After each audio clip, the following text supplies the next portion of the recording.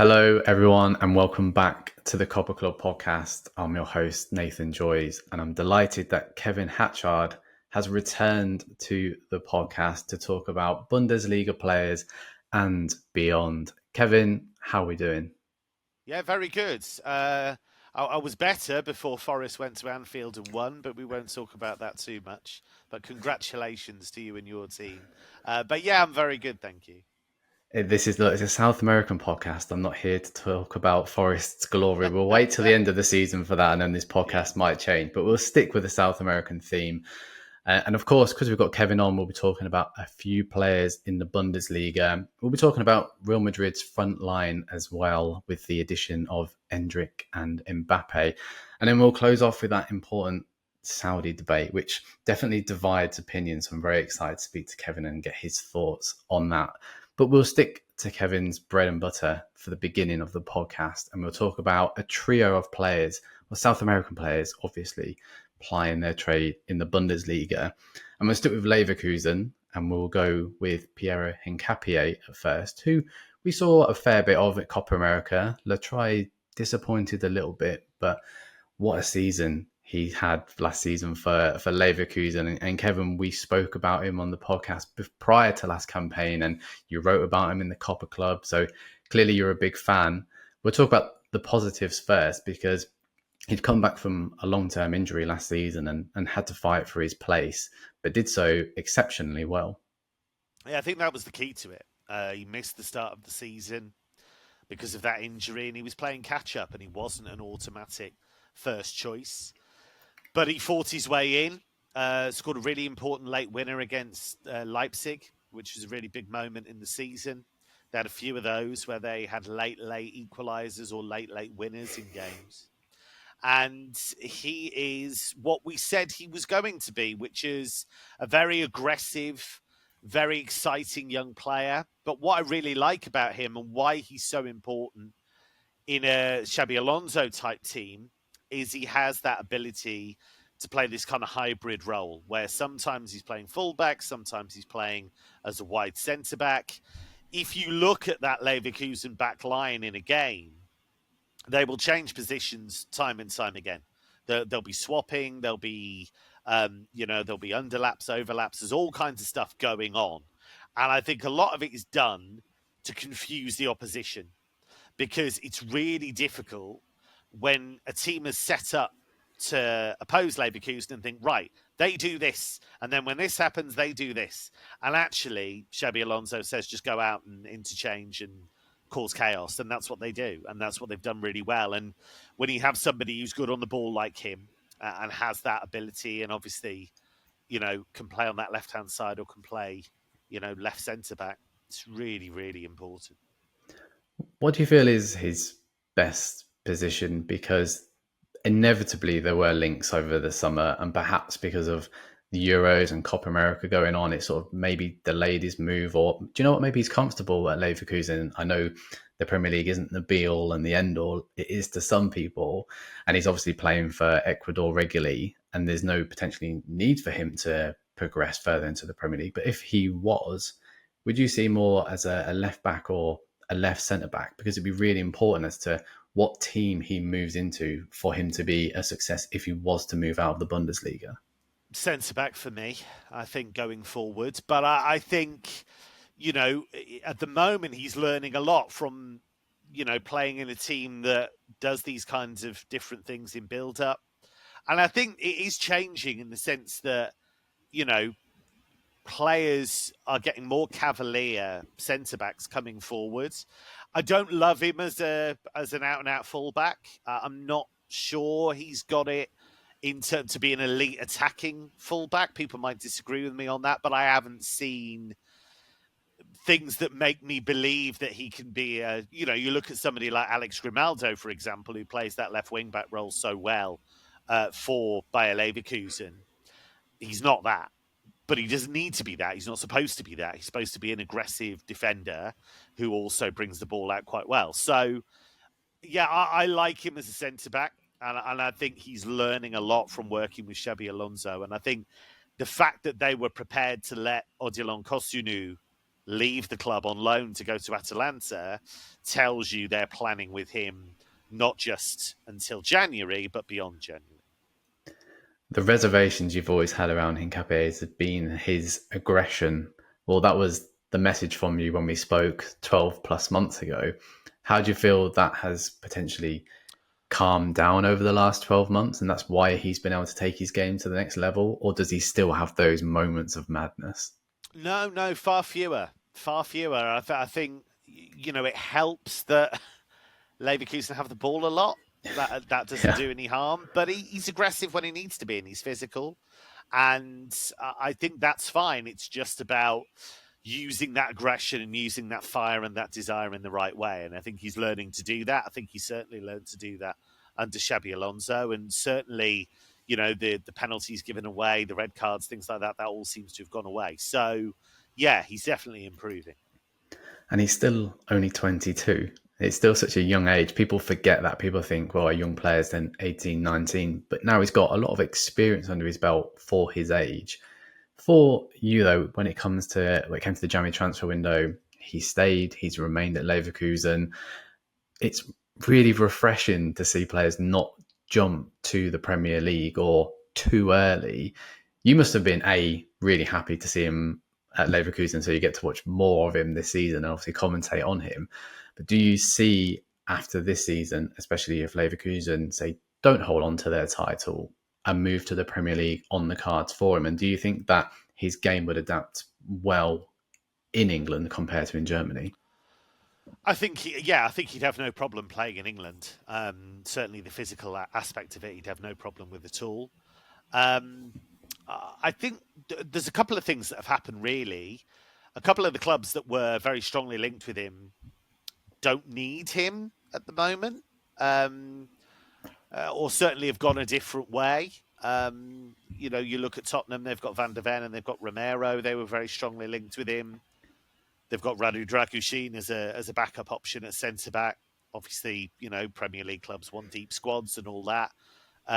Liverpool have got Virgil van Dijk. They've got Konate. They've got Jarell Quansah, who I think has obviously developed really well for them. They feel like a club that in the fullness of time will want a centre-back like him, maybe. But they've had a change of everything, really. They've had a change of sporting director, the guy who's the sporting director's boss, change of coach. So they've had a whole manner of things change. So it'd be interesting to see who would go for him. I think that there will be Premier League interest, no doubt. But the other thing that's changed, of course, is that Leverkusen are a much more attractive proposition in terms of players wanting to stay, because Xabi Alonso sent out a message by staying, and he feels he's still got work to do. He wants to lead them in the Champions League. He wants to try and retain that Bundesliga title. And I think he's got a good chance of doing that. They kept all of their major players. Even Jonathan Tah, who looked as though he was going to leave and go to Bayern. That didn't happen. And so, with the players they've added, I think they actually look stronger than they did last season in terms of personnel.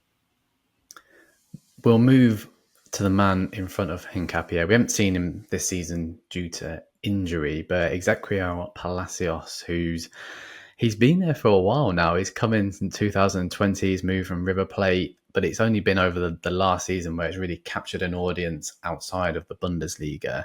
But I went over his stats before we jumped on to this podcast. And in the Bundesliga alone last season, the 25-year-old had over 92% passing accuracy, around 9-10 goal contributions in the league, and then a couple in the cup as well. He's the real deal, isn't he? And he's so unfortunate that he is Argentinian, because he could barely get a game at Copa America because there's so many. Well, that midfield is just star-studded, isn't it? And potentially he may need that Premier League move to sort of capture a bit more attention. I'm not 100% sure. I think it's more a testament to how good Argentina are. But I suppose that's a podcast for another day. Yeah. But Palacios, now 3-4 years in the Bundesliga, but it was last season where he was phenomenal and he was like the heartbeat of the team. Well, I think his partnership with Xhaka was important, but I think it's worth remembering as well that they've got real depth in that midfield area. So he scored a couple of really important goals. I think he got a winner against Augsburg. He got a late leveller from the penalty spot against Bayern. Always late goals. Draw. Yeah, always late goals. But that was a really important one because that was one of the earlier ones that showed that fighting spirit, that showed they could compete with Bayern, that showed they weren't scared of Bayern. And it's always been injuries with him, really, that have been the question mark because he had a spinal injury, kept him out for a while. He's had a few little issues here and there. But that's not as big a problem now because what you've got is a situation where the most important player on that team, you can talk about Wirtz all you want, the most important player on that team is Granit Xhaka, 100%. You take him out the team, they're nowhere near as good. So he sets the tempo. He organises everything. So he's a lock. You look at the other guys they have, Robert Endrick, who's getting better all the time, has very much established himself now in the Germany setup. A real kind of bully in there. He's the kind of dark arts guy in midfield. You've got Aleix Garcia, who's come in, who did really well for Girona last season. Really smart, technical midfielder. And you've got Palacios. And so they've got that nice cohort now of central midfielders. I think that's actually a good thing for Palacios because what it means is he doesn't have to play 40, 50 games. He can actually just play 20, 25 good ones. They're going to have 8 games in the Champions League. He's going to get minutes. As you say, he's been injured, so they can ease him back in. But if you can't pass the ball, you don't get in the team. And so those pass accuracy statistics are pertinent because he can play. He could drive forward more. I think that was the big thing that changed for me, actually affecting the game at the top end of the pitch. Rather than being a kind of attack dog in there, he's actually kind of driven forward and made more of an impact. So I like that kind of leap that he's made. Do you feel, because lots of fans, I mean, obviously the transfer window is always a crazy period of time and fans are demanding all sorts of players, and because of the success Leverkusen had, and there's a lot more analytical fans now looking for the next player to fit in their team with the Premier League. Are you saying there that maybe teams have been wise not to bring in Palacios unless they have a leader next to them like Xhaka in order for it to work? Is that where there's a potential weakness in his game to be found out? Or am I being harsh there? Yeah, not necessarily. I think that's just a circumstance. I think Xhaka is the leader of the team, not just the leader of the midfield. You know, I went to watch a game just as an observer, actually not working. I went to see Gladbach Leverkusen. And so when you're commentating, you don't always get to watch one specific player for a long period of time. You're obviously following the ball and following what's happened and following what the camera's showing and whatever. I just watched Xhaka for most of the game, actually, because I was so intrigued as to the influence he has on the team. He never shuts up, whether it's to teammates, to the ref, whatever. But he sets the tempo of the whole thing. He tells players when to go, where to go. And so it's no surprise that Palacios just kind of falls in as part of that. So it's not necessarily a negative mark against him. I think he would do a good job for most teams because he's very reliable. It's just whether he does anything at an elite level that would convince a top club to pull the trigger.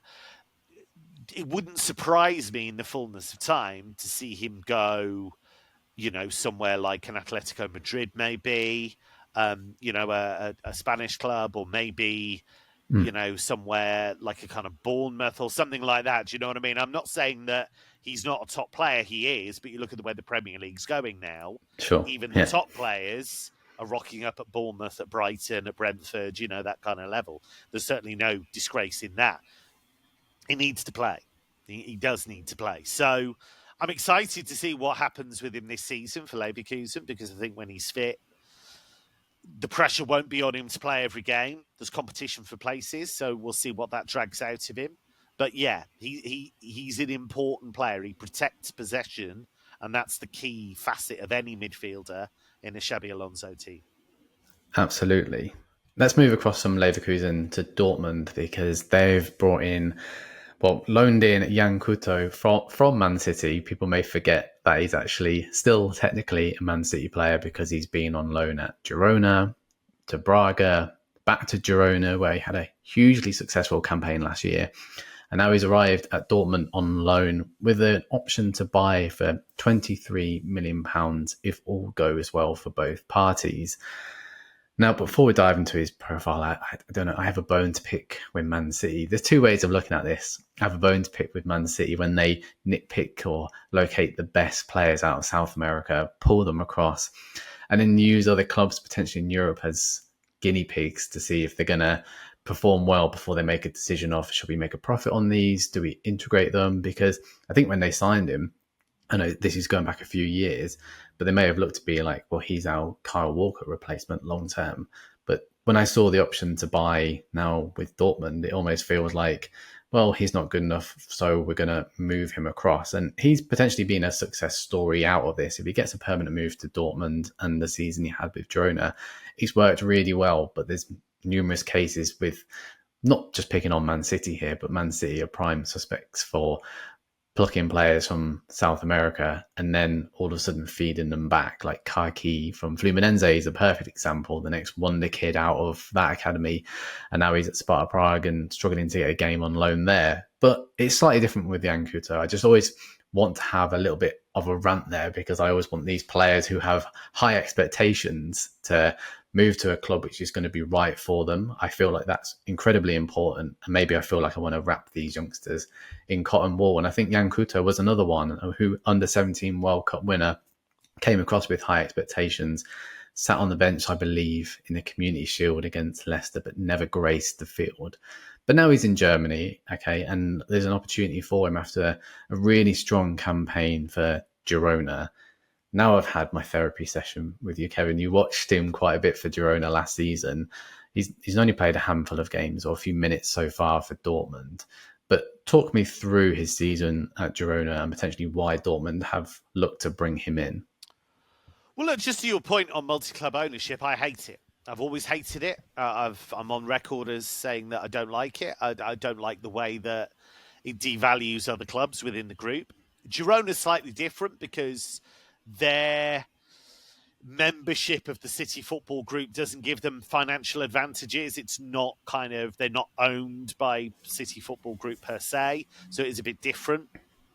But Troyes didn't see much of Savinho, did they? So, I don't like it. And, players have to be, I get it because there's a lot of money available. I understand that. But players have to be a little bit responsible as well, need to know what they're going into and need to really think about that. And their agents have to do that too.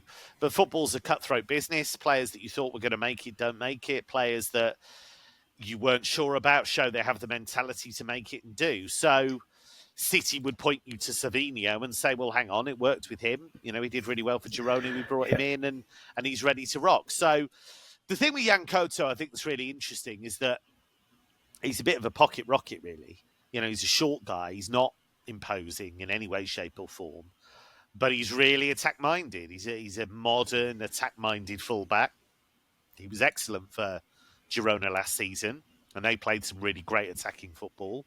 You had him on one side, Miguel Gutierrez on the other, Alej Garcia in the middle, Dovbyk up front, Victor Siankov out wide. Lovely set of football players, really, really good. At one stage, it looked as though they were going to win the league, and then they got done a couple of times by Real Madrid, and that was the end of that. But they were exceptional, and I think he'll have really benefited from working with an attack-minded coach in Michel, who I was really pleased for him because he'd always been kind of a promotion guy, had always been booted when he got to the high level, but he did really well. So he's worked with a good coach, worked in a good environment. I was a little surprised, actually, because I'd be really fascinated to see what Dortmund do with him. The reason I say that is because if you look at, he's been injured, so they've had to be patient. He only made his debut in the game that I did against Heidenheim at the weekend, and he didn't play many minutes. It was just towards the end, really. But Julian Riasson is the guy that could play right back, does play left back as well. They've got Rami Ben-Sebaini left back, who's been playing some minutes at the start of the season. He can play centre back as well. They've left themselves a bit light, actually, at centre back. So I think what might happen in the fullness of time is that Schlotterbeck and Zula will probably be the senior centre backs, I imagine, or Anton. They've got those three. So you'll sometimes see Schlotterbeck at left back. Well, that probably means to me that in some away games, they're going to put Rios on at right back and Yan Couto won't get in. So I think he's got a bit of work to do just to convince Nuri Sahin that he's a player for every game, because they've got lots of options in those fullback areas. It's going to depend on injuries. But I think a theme, Nathan, throughout this is going to be, actually, clubs in the Champions League have got 8 Champions League games minimum. And probably more than that, unless they have an absolute nightmare and finish outside the top 24. So you need depth. You've got to have these options. And they let a couple of right backs go. They let Meunier go. He's turned up at Lille. They let Matteo Morey go, bless him, who had horrendous injury problems. He's gone back to Spain. So they needed somebody, and I think he's somebody that gives them a different option, a much more attack-minded player in that kind of position. Yeah, definitely. As you said there, with we won't get into the Champions League format because you probably know it inside out, and I'm still trying to get my head around it. But it's going from 120 games to potentially 180, I think, or 180 plus. Yeah, there's more games. Yeah, there's 2 more. Well, all it is, what they've done is it used to be 4 teams in every group. Mm-hmm. You play each other twice, so you play 6 games, and then you go. The top 2 of each group go through to the last 16. Simple. Now what you have is it's all one big league.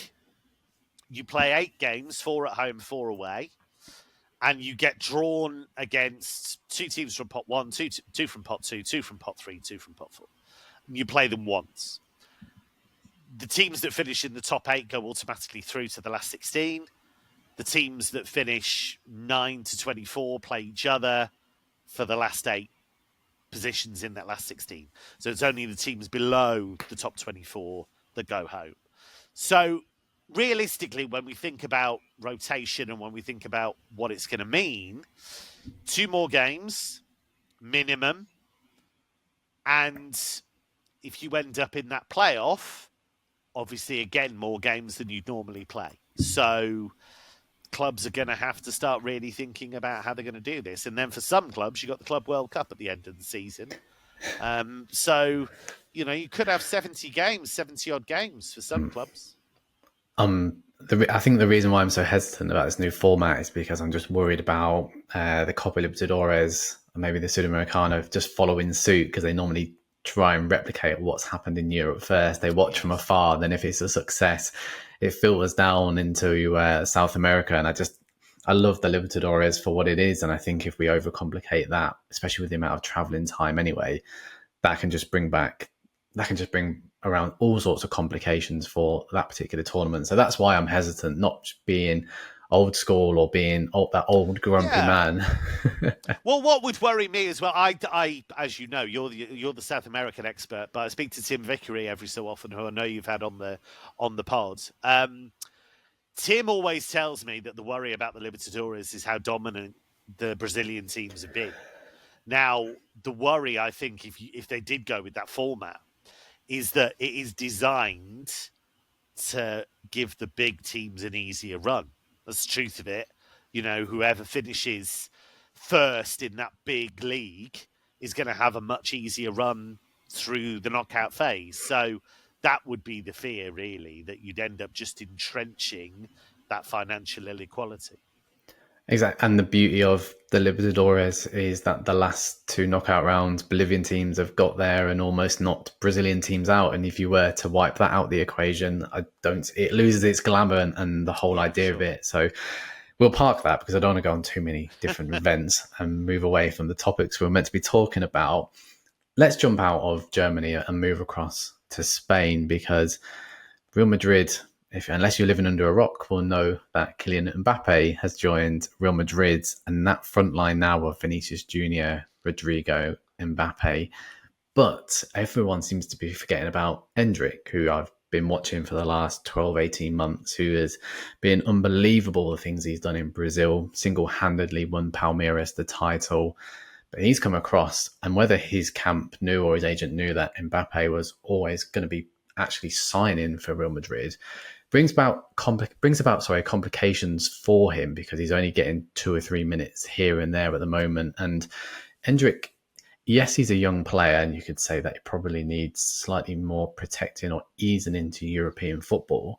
But he's a player who has quite a big ego on him. We've already seen a few things off the field, and it depends whether he's going to be happy. But I know we've just spoke about, as I'm saying this, we're speaking about the volume of games, and that may be where he comes into play. But if he's going to be a feeder player off the bench for 5-10 minutes or so, you never know what he's going to be saying to Carlo Ancelotti come January for a potential loan move in order to get more minutes. We've seen it with Vitor Roque moving out of Barcelona. Yes, that's a completely different scenario. But I'm just intrigued to see how you think this puzzle can be all fitted and come together, because it's quite complicated as to who the ego is. Oh, I've not even mentioned Bellingham, have I? I mean, that front line is just insane. But there's that old expression, isn't there? Too many cooks. Yeah.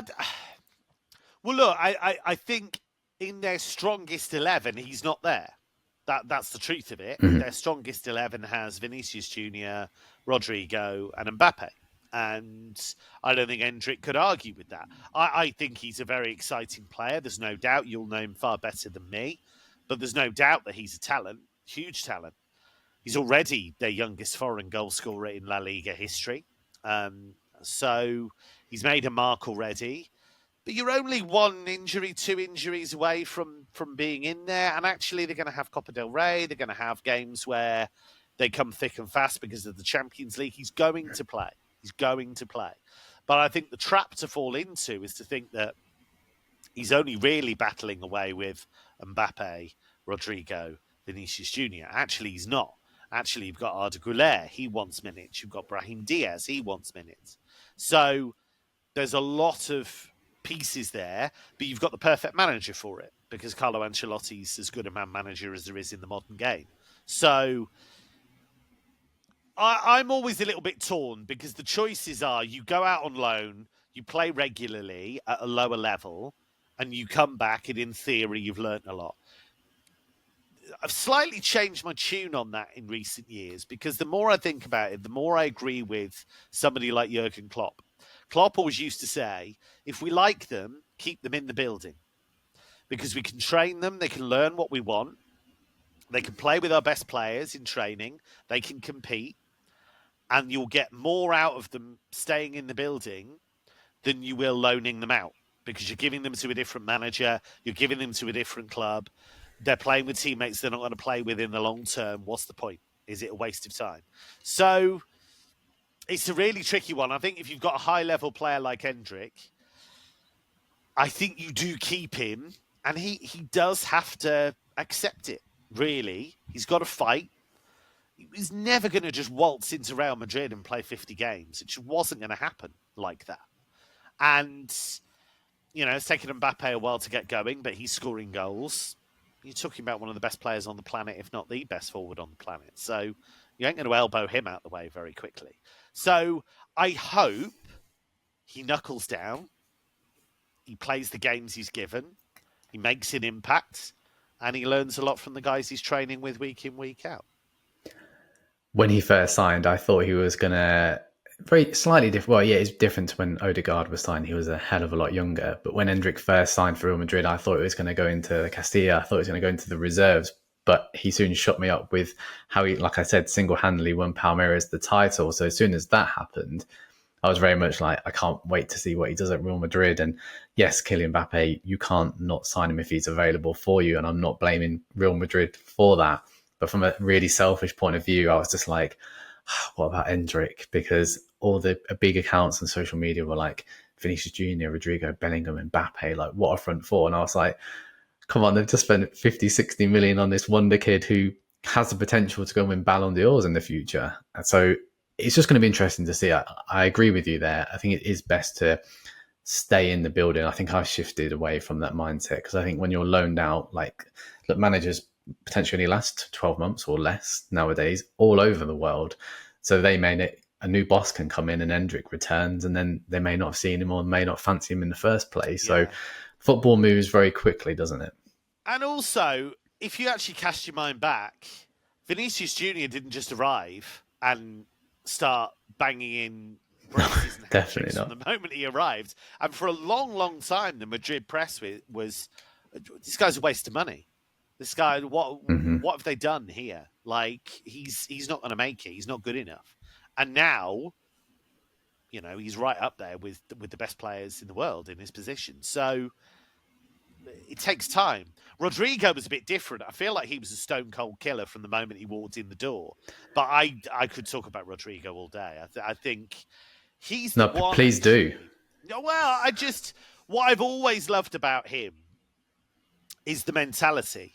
His mentality is insane, really. When you think of how he deals with the pressure, how he's always ready. Always ready. You bring him on as a sub, bang, he's scored or he's made a goal in big, big games. I mean, he got Champions League hat-trick at 18, did he? Whatever it was, against Galatasaray. The kid is a real performer. I mean, he's really smart, really clever footballer, and he's made already massive contributions in games. I mean, you think of the volley on the run against Chelsea in that mad Champions League run they had when Modric, with the outside of his boot, found him. He made that look so easy, and it was anything but. And so he scored that. And then you look at the 2 goals against Man City in the space of a minute. What? Yeah. So, yeah. You know, that, and I agree with him. When he got left out the Ballon d'Or vote, I was that was mad. Are you having a laugh? You know, the guy is top level, absolute top level. And I think whenever there's a conversation about, you know, who should be in that Real Madrid team, he's got to be in that conversation because I just think he affects the game so often. And, you know, the amount of times he's come in on that right foot and found the top corner, you know, I've lost count now. So yeah, I think for me personally, he's not far short of Vinicius Jr and Mbappe when you're having that conversation. So Endrick's got a bit of work to do.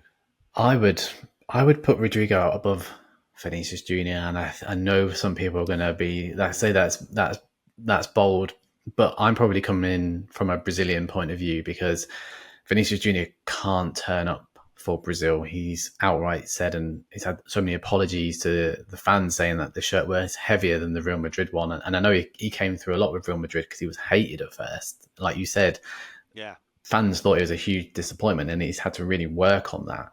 But he suffers for Brazil at the moment. I can't put my finger on it. Whereas the Selecao at the moment are going through such a transition change and lost 4 out of their 8 World Cup qualifiers. But the one consistent player and the only consistent player has been Rodrygo. And he's been told to play on the right, down the middle, behind the striker, as the striker. And he's the only one who's willing to sort of grab the game by the scruff of the neck and try and get Brazil over the line, where Vinicius Jr. goes quiet and goes missing. And I think Rodrygo has the potential to be one of the best players. I know he's already one of the best players in the world, but just take that game to the extra level. If he recognises that he is the main man, I think if he takes that to Real Madrid as well, even with Mbappe being there and everything, he has the confidence and what he's been doing with Brazil to take that level of confidence into Real Madrid and like not be worried about not starting the game, but effectively leading the line, because I really like him in that central role as well. Not necessarily saying move Mbappe across or don't play Mbappe, but he's a solid option in the middle of the park, and he does it time and time again for Brazil. Yeah, and again, that comes down to mentality. That comes down to trust and belief in his own ability. He's a sensational footballer. The only counterpoint I'd have about Vinicius Jr., I mean, I don't watch Brazil much, so I couldn't speak about that. all I can speak about is what he's done for Real Madrid. And actually, he's delivered in Champions League, multiple Champions League finals. Yeah. He was so important to them winning the Champions League and La Liga last season. He does deliver time and time again.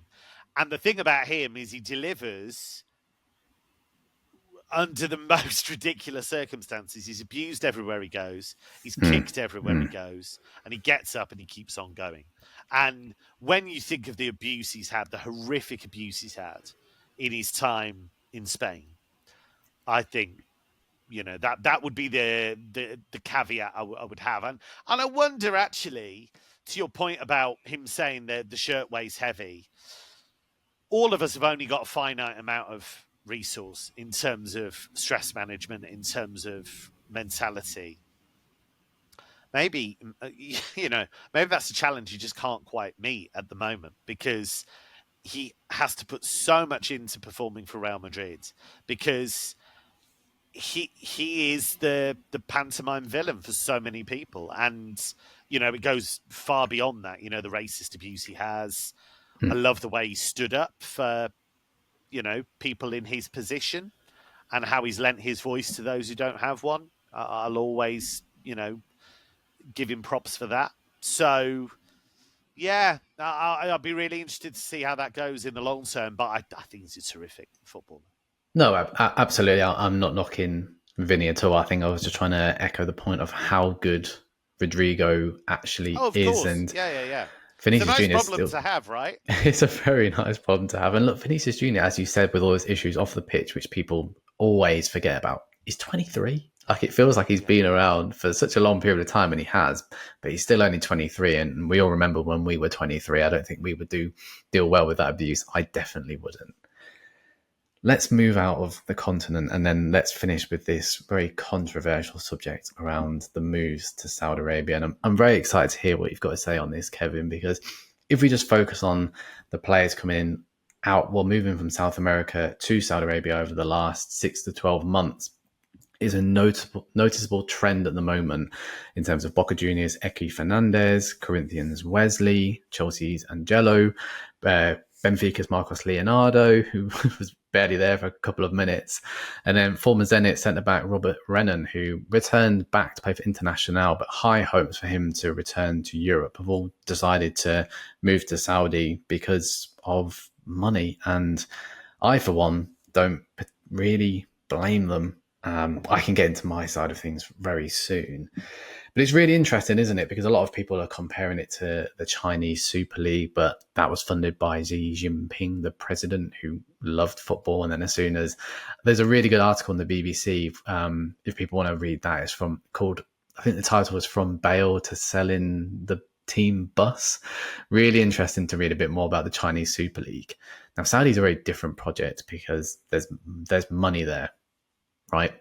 There's money there compared to being funded by one guy who wanted to put in a lot of the government money in China. So when it's going to come to an end, I don't know, but it's a very different project, which I think people need to get their heads around. And the fact that there's been rules changed in Saudi where they can field in an extra 2 players if they're under the age of, foreign players that is, under the age of 21, 22, I believe it is, which is why Saudi are now gunning for the best in South America, and it's why they're overlooking Europe for the time being. Now, I said I was going to park it, but I'll lead this, Kevin, in terms of, I spent some time in South America this year, in Brazil and Argentina. Brazil in particular, seeing the level of poverty where the vast majority of these players come from, and then all of a sudden they're offered an opportunity for a 2, 3, 4 year contract, which is life-changing money for their families, their next families, like the whole generation, really. And then if it all eventually falls apart, there's always going to be Europe there for them at a certain point.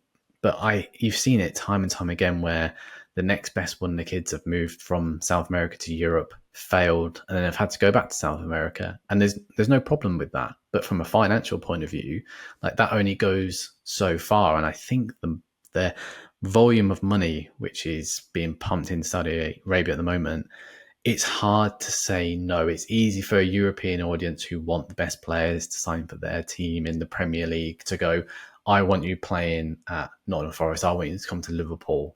But it's not quite that simple, is it, when it comes from people forget that these are humans off the pitch and where they've come from. So that's how I see it. I get it from where's the progression going to come from, and it's going to take time. And are people ever going to be interested in Saudi Arabia? I think that's an important question, especially post the World Cup. That's probably where I'm going to leave that particular discussion, because I'm interested to see where you're coming from on this, Kevin. Well, look, there's lots of different strands to this, really. Yeah. The first of them is, why are Saudi doing this? Well, they're doing it to, partially gain influence in the global game. With the World Cup, that's what they wanted. That was the target all along. It's part of a wider effort to, some would say, sports wash, to kind of mask some of the areas of policy they want to hide, in terms of treatment of minorities, treatment of women, LGBT rights, you name it. And there's an element of bread and circuses there as well, because, the ruling elite know that they need to keep the populace happy, and football's a great way of doing that. So there are lots of aspects of why they are doing this in the first place. And because of that, I think it is more sustainable than China. I think absolutely it's more sustainable than China, because they want to diversify the economy. They want to sports wash to a certain extent. And, that's why I think it's here to stay. I think the initial part of it has had mixed success, because they couldn't get Lionel Messi. They did get Cristiano Ronaldo. Fine. Ronaldo's only going to be around for a couple more years, maybe 3. But you're not really getting eyeballs on the league with him there. So if you're not getting eyeballs on the league with him there, how are you going to do it when the most... this isn't a judgment on whether he's better than Messi. Messi's better. But Ronaldo's the most famous footballer in the world. Mm-hmm. There's no doubt. You can barely play a game without some doofus trying to run out of the stands and take a selfie with him.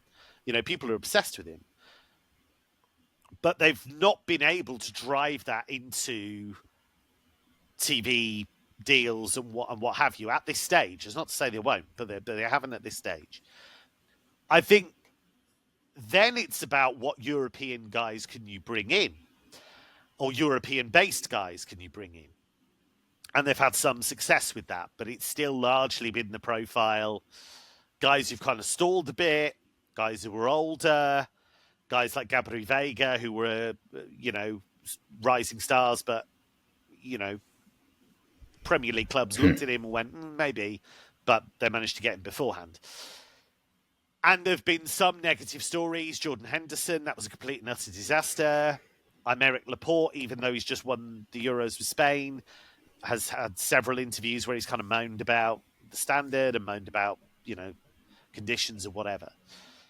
The other thing as well is that it's a very different schedule. You can't train at the same time as you normally would. You have to train later. It's quite a big culture shock. There's a lot of different stuff. So you'll get some European players. You will. But you'll also get a lot of European players who stay for a year and go, no, this is not for me. I'm off. I'll see you later.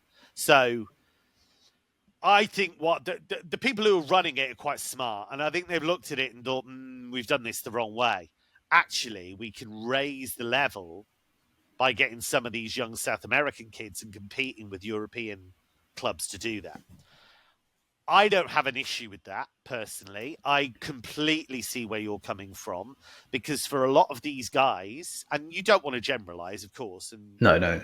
You don't want to patronize either, but there are undoubtedly lots of examples of these kids being the breadwinners for their families. And what they do, the decisions they make, will then define what happens to their families in this generation and the next generation and the ones going on. I could not say, they shouldn't do that. I have a moral issue with Saudi. I've been quite clear about that. They're not the only regime I would have a moral issue with, but I've made that plain. I do think there's an element of sports washing in there. But it's all very well for me to say that. I could not say to a young Brazilian, Ecuadorian, Argentinian, you shouldn't be doing this, because I understand why they would do it. The other thing is, for their career, I mean, how many South Americans do you see parked at big clubs and they disappear off to, some Belgian club or some Dutch club, or they just get dumped in Spain or whatever? There's no guarantees in any move whatsoever. So I can see why they're taking the money. The thing going forward about whether this is going to be viable and whether it's going to be worth it is the standard of the league going to improve? Because, I'm not going to tell you I watch loads of Saudi Pro League. I don't. But I know the standard of the Asian Champions League is good. I've commentated on that. I know it's good. So you're playing if you're a top club, you're playing a handful of games in that, and that's a decent standard when you get towards the end. Maybe not the group stage, but when you get towards the end. And then you're playing against other teams in that top 4, 5, 6 in the Saudi Pro League. The rest of it. So that's the big question going forward. Is actually playing in a worse league than the one you were in, is that going to help you develop? So, and I get what you mean about Europe's always going to be there. The bit that hasn't been answered for me yet and won't be answered for a while, when you get players who develop and then they go to a league and the league's not great, and then you come out 2 years later and you're like, right, okay, I've made my money in Saudi. I'm ready for Europe now. Are you ready? Can you do this? Have you stalled? What's the deal? So I think there's loads of big questions around it that still need to be asked. I think that's me living in hope, because obviously I spend a lot of my time watching these South American players, and then you see 3 or 4 where you're like, obviously there's always question marks and circumstances if they will develop and become that world-class player. But I'd like to think that there's 2 or 3 you particularly become fond of, and then you think, right, there is something there for them to go and have a career in Europe. And that, yes, they are chasing the money, because obviously that's part and parcel of being a footballer in 2024. But you'd also like to think that there's that career element as well, to go and win a Champions League, to go and win something in Europe, Bundesliga, Premier League, whatever it is, at the end of it. It's interesting, isn't it? Because it's early stages as to, are these South American kids going to go there for the year, a bit like the elder Europeans, and then move back? We saw it with Axel Witsel with the Chinese Super League, didn't he? He outright said that, I'm going to earn a load of money, I'm going to come back, and he had a great career afterwards. So there is that, but it just depends on, it's going to be really interesting because the money's not going anywhere. Whereas with China, the plug was pulled and pretty much overnight clubs disbanded. Where with this, it's all about over that next 5-10 year period, can they make it sustainable? And I'm a bit like you. I haven't watched tons of Saudi Pro League. I've started to try and watch a couple of games because I'm just intrigued to see the body language and the mindset of the players who have made the decision to move across from Argentina. I watched Eki Fernandez the other day, who's an unbelievable player. And he just stood out massively. And you could just tell that there was frustration from there at times from his teammates. And how long is that going to last? Is he going to stay there for his whole career because Saudi are telling him, be patient with this. You'll be obviously financially rewarded, but you're going to be part of the next legacy setting this up. As we're having this discussion, I don't think a football player will go, yeah, I will sacrifice the next 10 years for this, before they go, do you know what? I've earned my money and I'm out. I think it's so complex, this, because it's very easy from a European standpoint, and European football's my thing. It's what I've covered for years. I'm always going to have that allegiance to it. And that's aside from the moral issue I have with Saudi Arabia and the sport in general. But I do think that ship's probably sailed. But there we go. But